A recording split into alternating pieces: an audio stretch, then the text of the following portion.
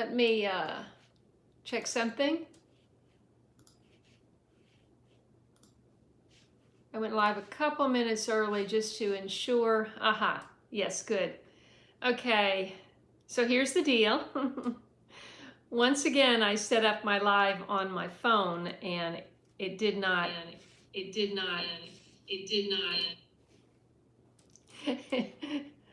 I have an echo. It did not pick it up on my laptop. Hello, Carl. I see you have been here for a few minutes. Checking in from Ireland. Patricia is here until the storm knocks her internet out. Thank you, Patricia. I know it's storming over there, and you may be my only moderator. So if you are my only moderator, we may have to call it short. Martin Hamilton, and I'm testing my brain, and I know you're. I know we've talked about this. You'll just have to remind me. Good evening, Daryl and Sherry. Hello. I want to welcome everyone. We just have a few people. We're going to wait for people to jump on. And in the meantime, I'm going to just thank everybody for their support of this channel, for continuing to tune in, and all of the new subscribers who have found their way to my channel because of this great video I did it's a great video because of the subject. It's not because of my filmmaking necessarily, but the video that I did with Daryl, the bamboo guy, at his self-titled Bamboo Oasis garden. And I just saw Daryl today, and I was going to bring that melon in, and I didn't. I'm all kind of packed in now. But he has, what was the name of that melon, Daryl? The Iraqi guy living in Turkey. Thank you. You may have to do that every time, Martin. I'm sorry. Charlotte, hello from Northern Kentucky. So good to see you. If you notice I'm going like that, it's because I'm having to read the comments on my laptop and use my phone as the camera. So I want to thank everyone who is seeing this live, and also the people who tune in later. Thank you so much if you found your way to my channel through Daryl's video, the bamboo guy, or just from YouTube recommendations. It's hard to get YouTube to recommend your videos, but when they see something tracking, then they jump on the bandwagon because they know they're going to make money, and they start really sharing it. So they don't waste their time unless they see videos really starting to track.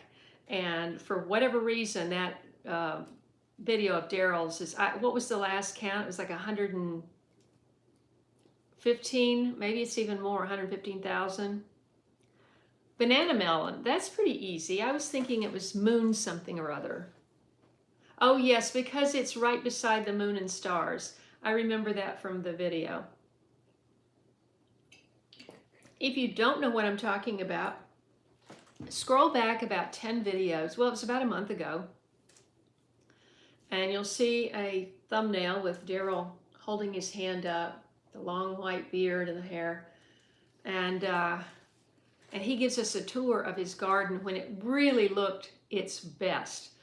I was there today, and like everybody knows, the dog days of August really do a number on your garden. One of my potatoes that looked fantastic last week, it's just been stricken with something. I don't even know if I'm going to get potatoes out of that. I think maybe I should just dump those and remove them away from the other 5 pails. Anyway, I have a new contact in Phoenix, Lila. I don't know if she will be tuning in, but oh, thank you, Eric. He says it's 116,000. Fantastic. It is raining. We are going to have rain and thunderstorms every day this week. In fact, I don't think the sun's going to come out until Sunday or Monday. So, wow. I mean, I need the water in my cistern. I really want to fill up that cistern and put it to the test. We really haven't been able to put it to the test, put all the patched leak patches, patched leaks to the test because we haven't had that much rain. And as soon as it's coming down, I'm using it in the garden because it was so hot. But hopefully it will get filled all the way up and we can get a sense of whether it's going to hold, and hopefully it will. In the meantime, I have so many other things I'm trying to accomplish, and I just have been so busy with everything that I haven't been able to get videos that I shot edited, and one of them I shot on 8/3, so that's like now 11, 12, whatever today is. That many days ago, and there's 2 other in there. So I'm gonna try my best to get something out tomorrow. And if you guys could tell me, let's see. Carl is here from Ireland, and he's going to stay up as long as he can. Yes, I do, Martin. And I was going to talk about that just a little bit because I haven't mentioned my sunroom garden. I did. It's already over, Paul. I got paired up with a U.S. congressman from Tennessee, obviously. Oh, thank you, Gail. Okay, let me just give you a brief update for those of you who've been following my community page posts. Unless you're not aware, then any content creator has at the top of their homepage community, and you can click on that and you can see all of the posts that someone who does not subscribe is not privy to. So I have been posting because this was the big week that the kittens that I've been fostering and may wind up keeping, I don't know. I don't want to keep them all because it's crazy, but they love each other. They're so sweet, and now they're 4 to 5 months old, so they're harder to find a home for. So I'm going to talk to a fostering service, but anyway, this was the big week that they got fixed, which was yesterday, and the boy had a big congenital hernia, and it was like literally the size of a large chicken egg hanging down. And when she opened him up, I mentioned this in the post, when she opened him up, she could see his heart. You're not supposed to do that. You're not supposed to be able to see into the chest. So there was also a hole into his chest. All that had to be repaired. So he was in a lot of pain last night. No, he did not have pain medication, because if he didn't move, he wasn't in pain. I just tried to move him to a more comfortable place a couple of times, and just picking him up, he was screaming. So this morning he was sitting by the door, laying kind of like this by the door, and he ate a full meal. He ate lunch, and I just took a peek out, and he was conked out in the box with a towel in it. So I think he's going to be okay. And all of the girls are acting like nothing happened. They're going, why are you keeping us in the garage? I mean, we feel fine. Oh, but if you've ever tried to put a collar around an animal that's had surgery, or that has something that, you don't want it to, she didn't want them to lick the incision and risk it getting infected. So I said, okay, I'll take them. $13 a piece for these collars, okay? You have to buy them. And so that's 13 times 4. And I would estimate that they were on for maybe between 5 and 30 minutes. I mean, they were like little Houdinis. They just managed to like make their head smaller and get out of it. I don't know how they did it. But they did. All 3 of the girls just out. I decided not to torture Spot because I figured he wasn't going to be leaning forward and trying to lick anyway. So that's how the kitties are doing. Okay, let's see how many people. We got 46 people here. And we're about 8 minutes in. Just a couple more catch-up things. I don't have really a lot of housekeeping stuff.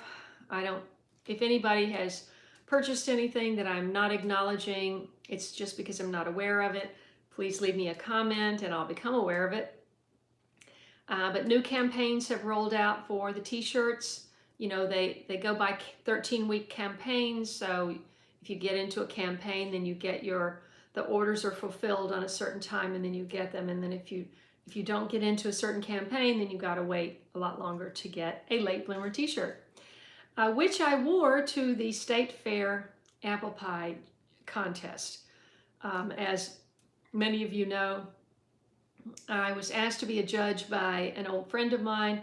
Actually, we weren't that close, but she knew of me, and she had been following my exploits, knew that I was back in Tennessee, and asked me to be a judge. And I said, yeah, sure, it'd be a great opportunity to meet people, which I haven't done that much of here. So she paired me up with the U.S. Congressman John Rose from Tennessee, and he had done it for straight every year since 2010, since before he was a congressman. He's a farmer, and his family has had farmland in Tennessee since the 1700s. He's got over 2,000 acres. He has a cow-calf operation. He leases part of the land to the farmer down the road, the one person on this road that I've met. And so we had a nice chat. And we really concurred. We agreed, we came to, I said, man, if it worked like this in Congress, everybody would be in agreement. I mean, we were just like, we had to agree on, let's see, there were three aspects of the pie: appearance, originality, and flavor. 25, 25, and 50 points. And of course, flavor being the 50 points. And we agreed on all of the pies.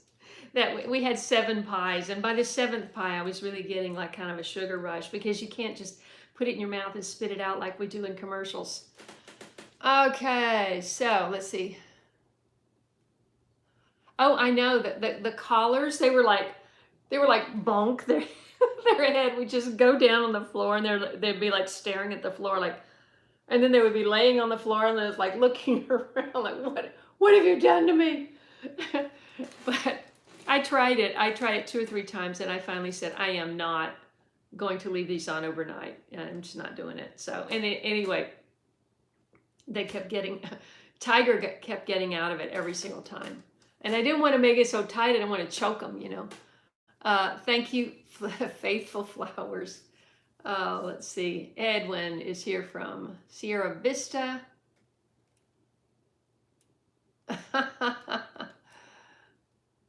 Hello, Ed and Lucinda. Krista is here from Australia. Ecocentric from Newfoundland. That's Jothan, Connie. Yeah, I'll never do that. Well, I shouldn't say never, but that was such a waste of money. But you know, the collars that you buy are expandable. So if there ever is another opportunity that I need them, I've got them. Okay. Oh, that's interesting. I wonder if the liquid is like a betadine or something like, or an iodine or something like that. Anyway, I don't have that on there. NC Coast fan, hi, no worries, Vicky. Thank you for being here. It is 5:12. We have gotten kind of through the catching up all my stuff. I wanted to share Jamella's here, Trinidad and Tobago, flooded. Oh, floods. Oh my gosh. I don't know if you guys are keeping track of the floods around the world, but and the wildfires and hail and not to mention earthquakes. They're happening like so many. It's pretty crazy. It's a really good time to get grounded. Martin G is here from Central Texas. Yes, and he's asking everyone to do that. 66 of you now. We have 30 thumbs up. If you could take a moment off of your mobile and click out of the live chat and hit that thumbs up button. It really helps the analytics, and it will help get more people into the chat. Believe it or not, YouTube will instantly start sharing if that thumbs up is going boom, boom, boom, boom, boom. I wanted to show you what Justin brought in today to kick off the harvesting and preservation. Let's see if I can pick it up from down here. Oh man. Oh God. That has to be 15 pounds. Anyway, this is from today, and I still haven't done the taste test. I went through all these various varieties last time. He picked these a little early because when I picked 2 days ago, there were so many rotten ones. This one I've hardly gotten anything out of. This is the Vernissage, black Vernissage tomato from Baker Creek. I think what's happened to my tomatoes is they've,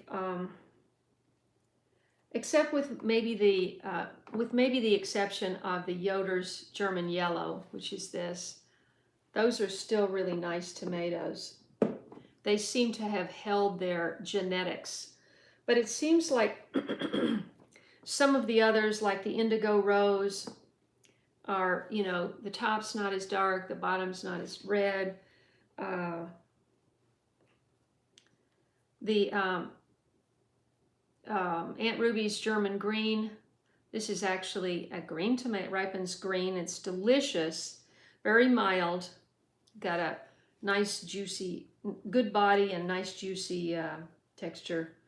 But something like this, say, you know, somebody gave me, I never got them in the package from the store, but someone gave me a few Gary Osena seeds, and I've literally been planting and saving those seeds since 2012. And it's like, it's supposed to be entirely like dark, deep, like a Cherokee purple on the whole bottom. And then the top is, this one's not quite ripe, so it may get a little bit better. But you see, it's just mottled. It just doesn't look right. So I'm thinking if anybody has any thoughts on the kind of watering down of the genetics. Some of these I was given seeds and took them right out of the package, like the San Marzano. But I'm not terribly impressed. I assume this is a paste tomato, and I have had an enormous number of, you know, these where that's supposed to look like, let me see if I can find a normal one. It's supposed to look like that. That's an Indigo Rose. And, you know, they're not the most flavorful or best texture tomato, but they don't have as many problems as some of these other varieties that really get eaten up by bugs, splitting, so much splitting with all of this rain. Wow. Okay, what are you guys harvesting? In my picture, in my thumbnail, if you read what I said underneath the picture, I didn't grow those beans. I've only had a handful of beans so far. Well, Gail, I wouldn't fry this green tomato, because I believe fried green tomatoes you make out of red tomatoes that are still green. This would just fall apart because it's tender, like a ripe tomato.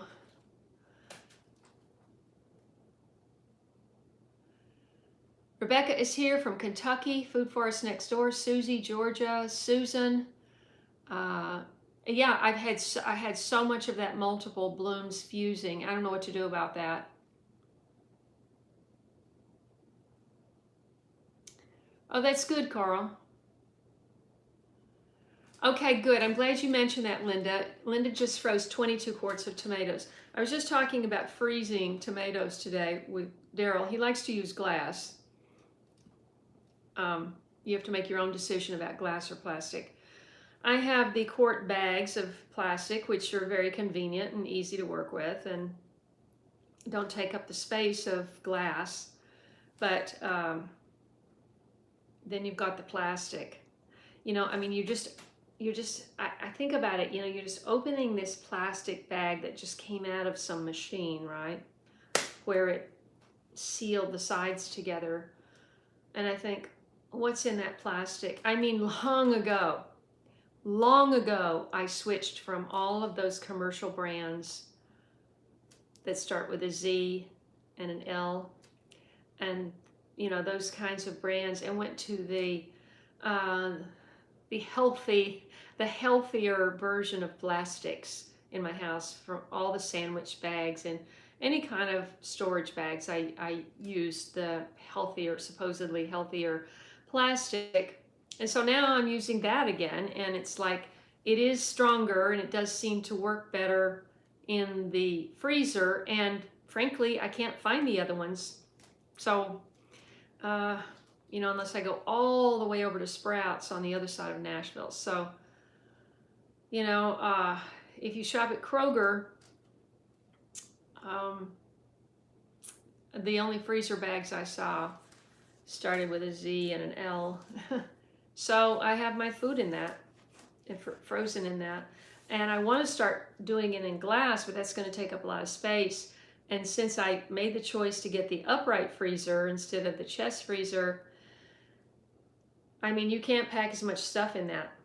So that could fill up very fast if I start using jars. Anyway, I've got all those tomatoes. I've got all those tomatoes laid out on the counter, a couple of those rotted, and then now I have all these. So Daryl and I were talking, he's going to make, and he had probably 5 to 10 times sitting in baskets on his kitchen counter than I do. So all big tomatoes, and he's taking these slices. Daryl, I'm speaking for you, but since you're not on screen, he's taking the 2 big thick slabs of the middle of the big tomatoes, the beef steak type tomatoes. I guess they're about, what, a ½ inch thick, Daryl, when you start. And he's taking 2 slabs out of the middle, and then he's putting those in his dehydrator, and it takes 2 days. And he did like 3 baking pans, 3 deep, full of those. And it made 1 little canister this big. But, you know, I guess when you reconstitute these tomatoes, it really packs the flavor. I mean, I'm not a big food dehydrator person. I've literally only done it about 2 times.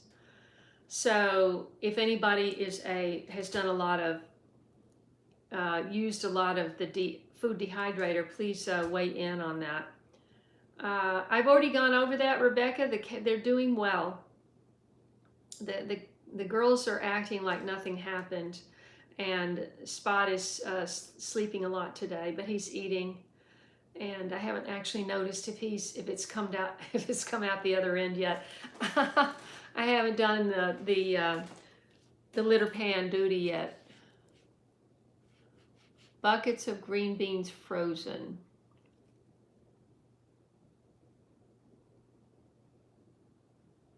Oh, that's fantastic. Field peas. Well, what kind of peas are they? Do they have a name? And I forgot your name, NC Coast fan. V Guido is here. Oh, you made pesto from hot peppers. That is going to be hot. Yes, it's raining off and on here too, Kristen. Hello.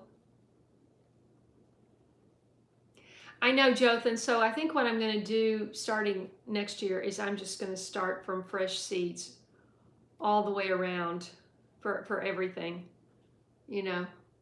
And I'm going to just select maybe half a dozen varieties because the yellow pear, so many of those split. I've thrown out as many as I've harvested of the yellow pear. And I need to get a new batch of Amish paste tomatoes, seeds. Let's see.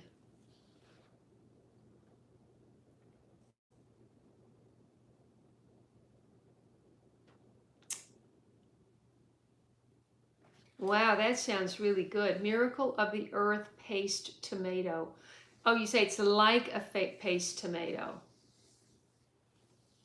That sounds really good. Oh, that sounds good, I mean.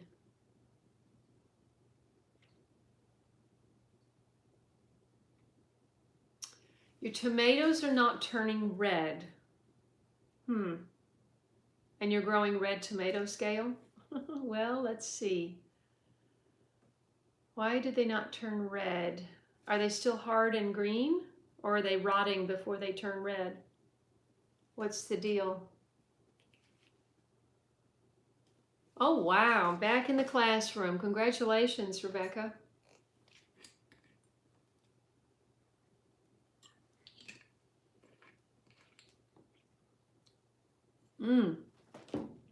If you're wondering what I'm drinking tonight, sometimes people ask, I'm drinking organic Brew Doctor Kombucha Island Mango.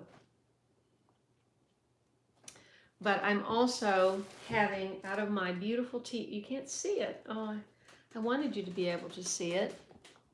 Let's see if it'll show you there. My beautiful, uh-oh, I was afraid of that. Hold on. Yeah, the cord is pulling it. Oh, there we go. Sorry about that. I'm on my gimbal, and that didn't make it too happy. Nope. Here we go. It has these really fast radical moves, and it won't move gently. The joystick. See? Okay, there we go.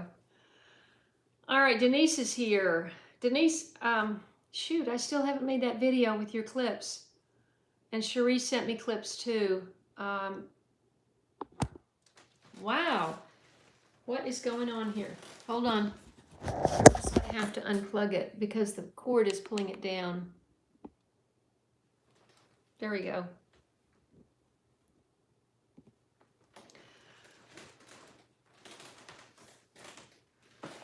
Yeah, I would love to have one of those vacuum seal things.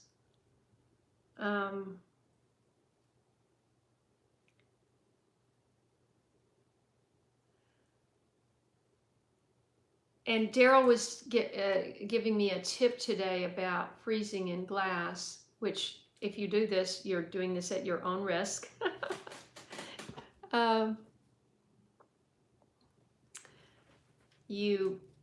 When you get your tomatoes in the can, or in this case, we were talking about tomato juice.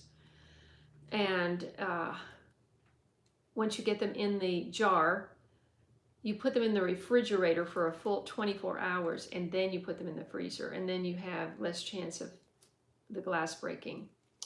So, how do you know when your vegetables actually have freezer burn? What does that look like?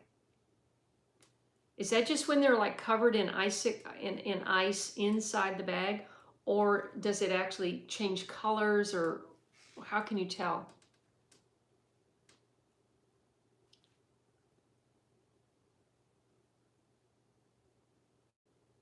Let's see, hot peppers. King orange okra.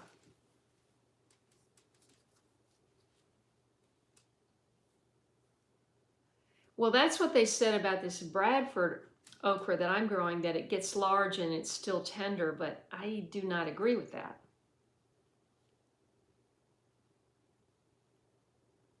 And that may be my fault. Jet Star and Jet Setter hybrid. They never fail. Yeah.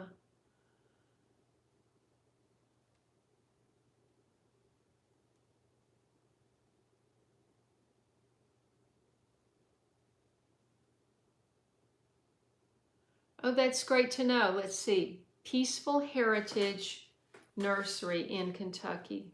I'm going to see what they have to offer. I was so gung-ho in the beginning ordering all of this stuff, and then of course, like everybody said, you got to be able to take care of all this stuff, and we're not able really to take care of it all. That's kind of what has been proven, and I'll be discussing that in a video probably. Um,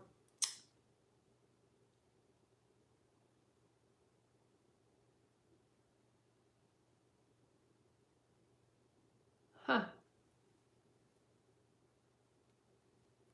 Oh, that's good. Hi, Linda. Ranja is here. I have actually, I'm embarrassed to say, not made homemade kombucha. I have had the mother, or I forget the other name for it, in a jar on my shelf since I got here. That was like 9 months ago. Ah, let's see.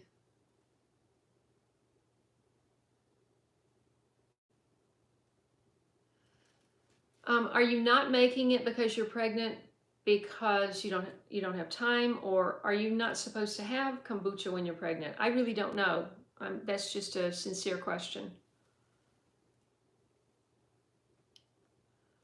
Ah, you have a huge Illinois squash or cushaw. Well, when to harvest it?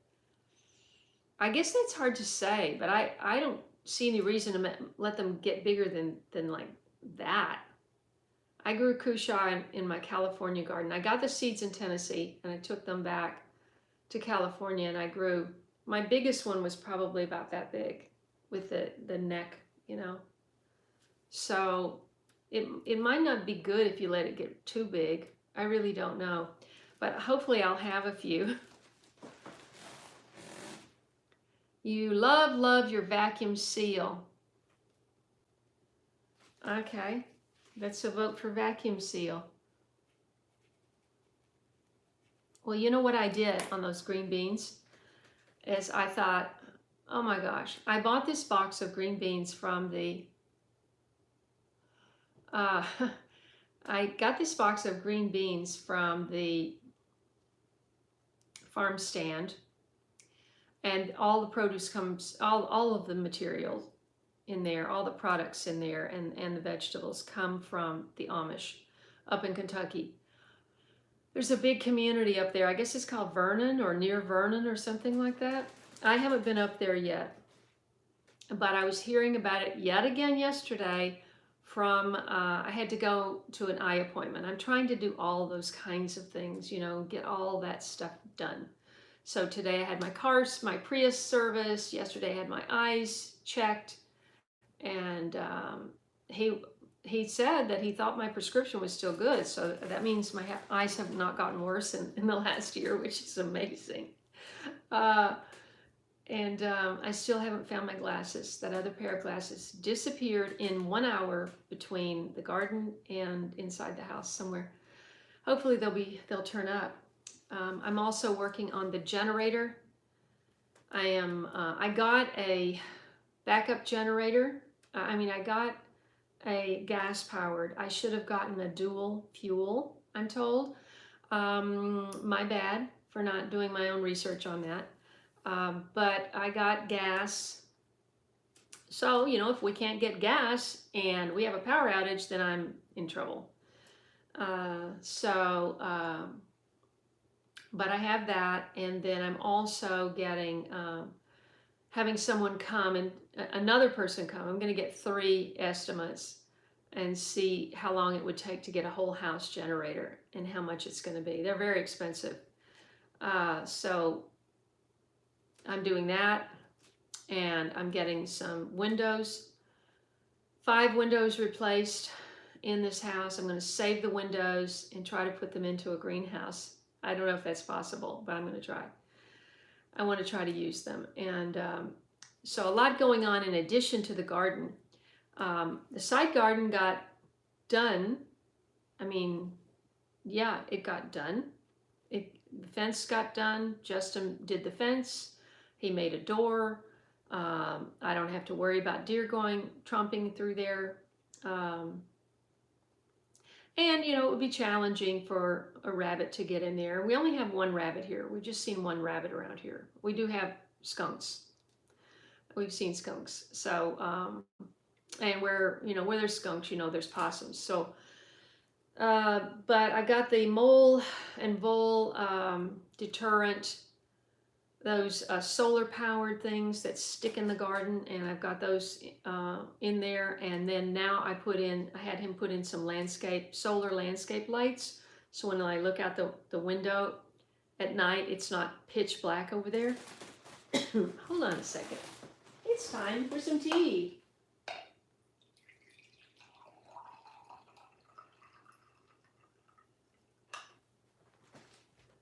When you talk nonstop,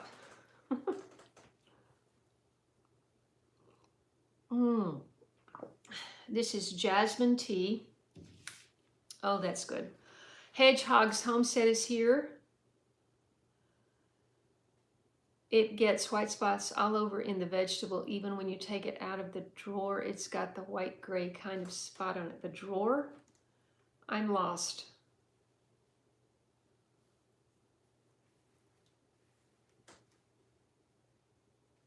Out of the drawer. It's got this white gray kind of spot. I mean, it sounds like mold, but I don't know what we're talking about.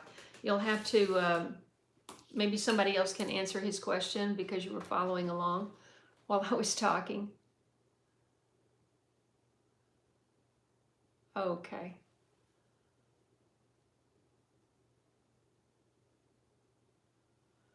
What happened? Amazing Autist.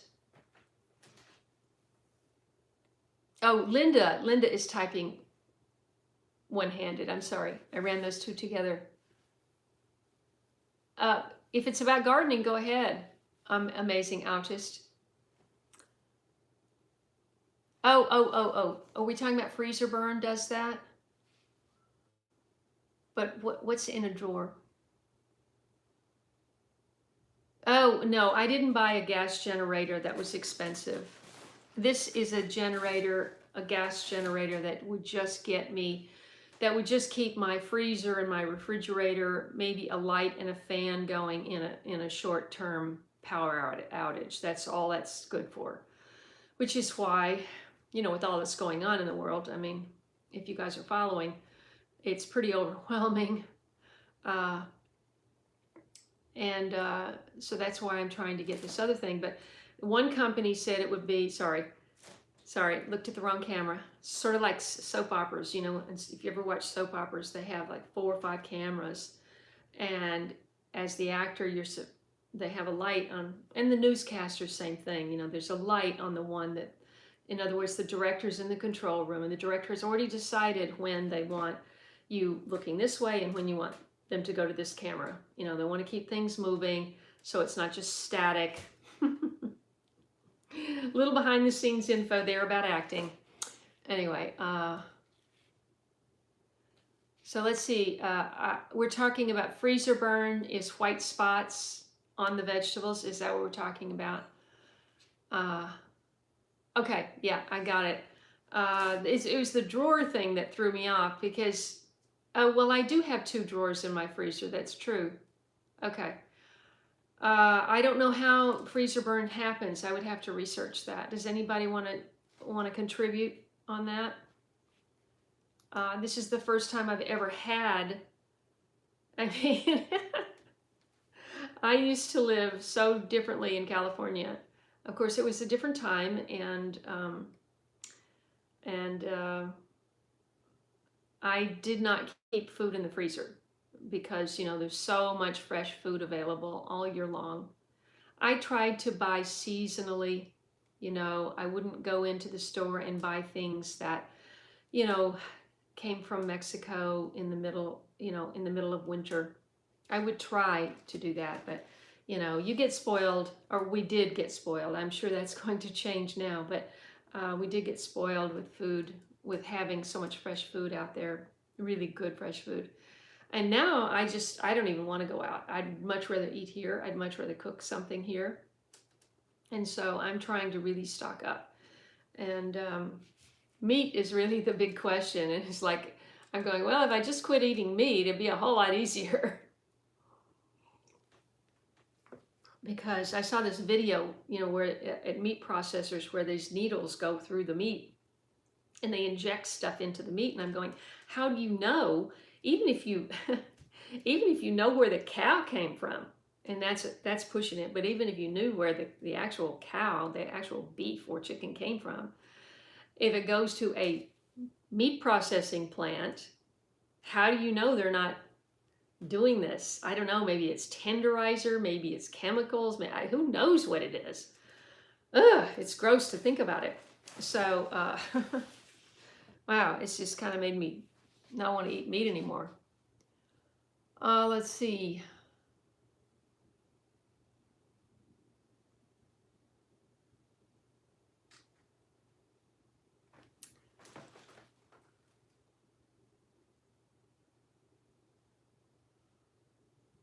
Oh, those are good questions, amazing autist.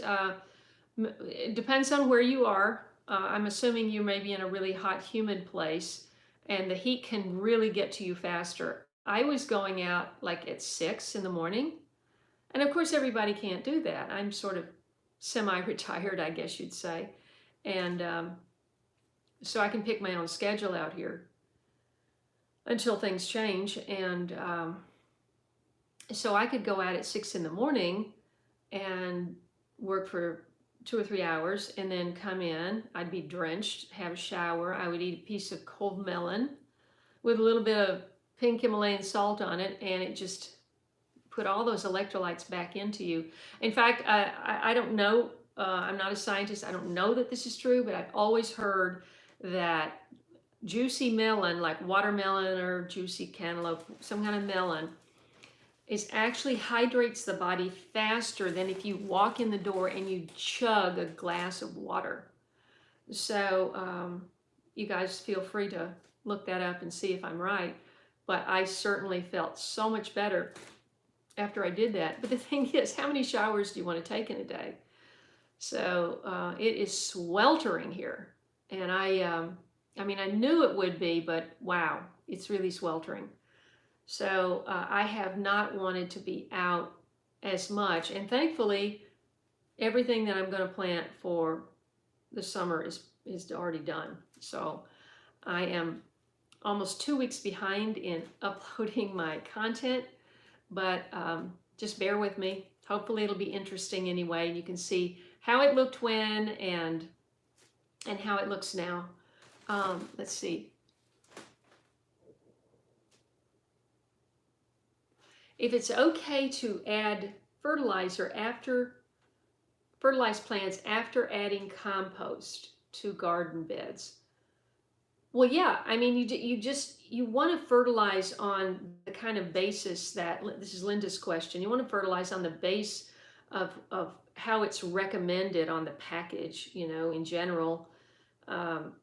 They say to fertilize fruit trees in a certain way, in a certain time, but sure, you can just sprinkle it around the plant and work it in with your fingers or a little hand rake or something. Just work it in and water it in. Sure, I mean, in fact, I do that all the time.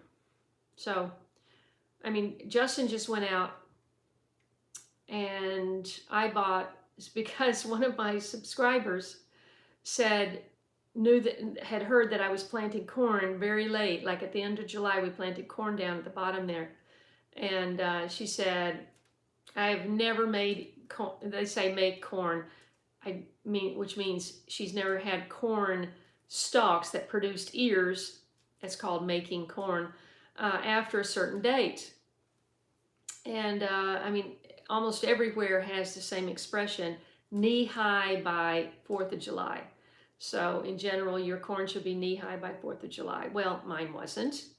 Some of that over there, I still don't think it's knee high.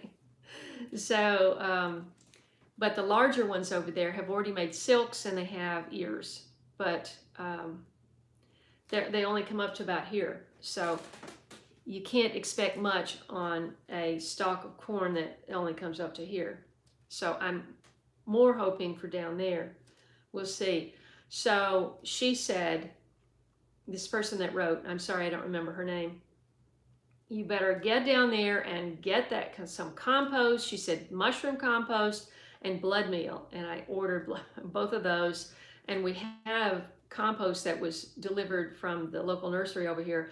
And I told him to just load up an entire trailer of this and mix together and go down and line the rows of the corn with it. And then right after that, it rained, watered it in. So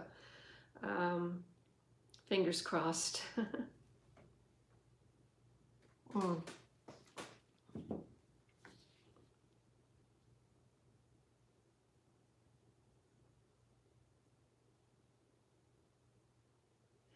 Oh, that's fantastic. I'm going to do something like that next year. Krista is talking about a cattle panel tunnel. I'm going to do something like that next year. I should have done that over here. But I bought those little, this little folding, what do you call them? Trellises, I guess. And I can't wait for you to see over here, because the last time you saw it, it was like muddy and I was just putting in the plants, and now it's just like solid.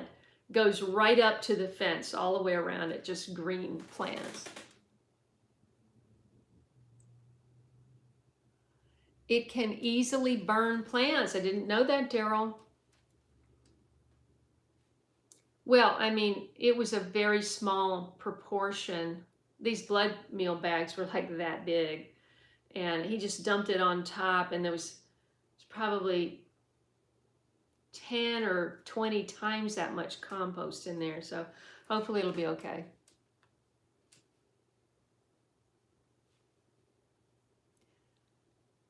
Karen is here from Yakima, Washington.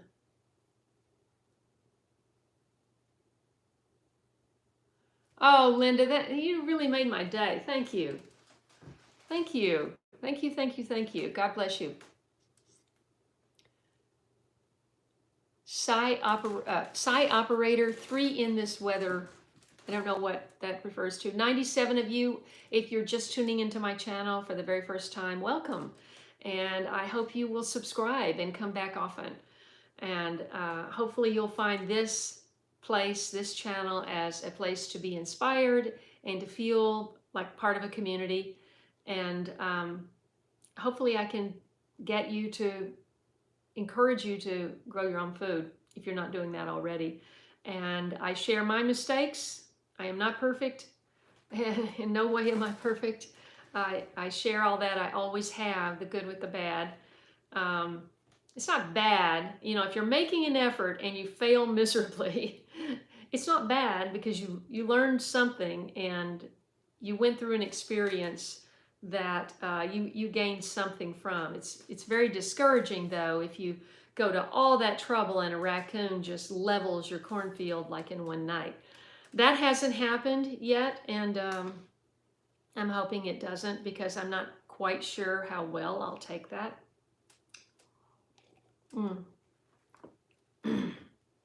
The deer got every last one of my sunflowers. So I just said, okay, I can't grow sunflowers here unless I have deer protection. That was in my flower bed. That's the only bed that isn't, well, I shouldn't say that. That bed does not have a fence around it. I didn't want to have a fence around and T-posts around everything, So I thought, surely my flower bed close to the house in the middle of the yard, the deer won't come up that high, but they did.